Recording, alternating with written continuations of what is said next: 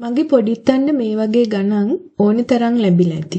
මේක හරියට හිතලා උත්තර දෙන්න ඕනි ගාන. B වෘත්තය කිව්වහම මේ එළියේ තියෙන රවුම A කිව්වහම B එක ඇතුළෙම තමයි A තියෙන්නේ. එහෙනම් මෙම ගණනේ කියලා තියෙන්නේ B වෘත්තයේ මල් සංඛ්‍යාව 20කි. A වෘත්තයේ මෙන්න මේ A කියන එකට අයිති වෙනවා සුදු පාට මල් 9ක්.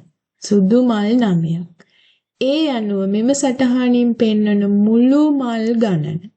හැබැයි මේ B එක ඇතුලේ තමයි A ඉන්නේ. එහෙමනම් අපිට මේ 9 කියන එක වැදගත් නෑ ඇත්තට. මොකද B ගණන 20යි කියලා දීලා තියෙනවා. මගේ පොඩිත්ත තේරුම් ගන්න ඕනේ එහෙනම් මේ 20 ඇතුලේම තමා සුදු පාට මල් 9ක් තියෙන්නේ. එහෙනම් සුදු පාටද රතු පාටද ඒක අදාළ නෑ. B කියන වෘත්තයේ තමා මුළු මල් ගණන පෙන්වන්නේ. එහෙනම් මේකට උත්තරය 20යි.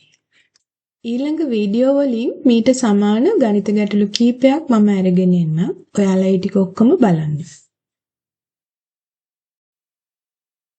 මගේ ආදරණීය පුංචි දුවේ පුතේ මගේ වීඩියෝ බලන ගමන් ඔයාලට පුළුවන් මගේ Kids Maths Future කියන channel එකට ගිහිල්ලා මෙන්න මෙතන තියෙන bell icon එක click කරලා channel එක subscribe කරන්න. සියලු දෙනාටම ජයෙන් ජයම වේවා.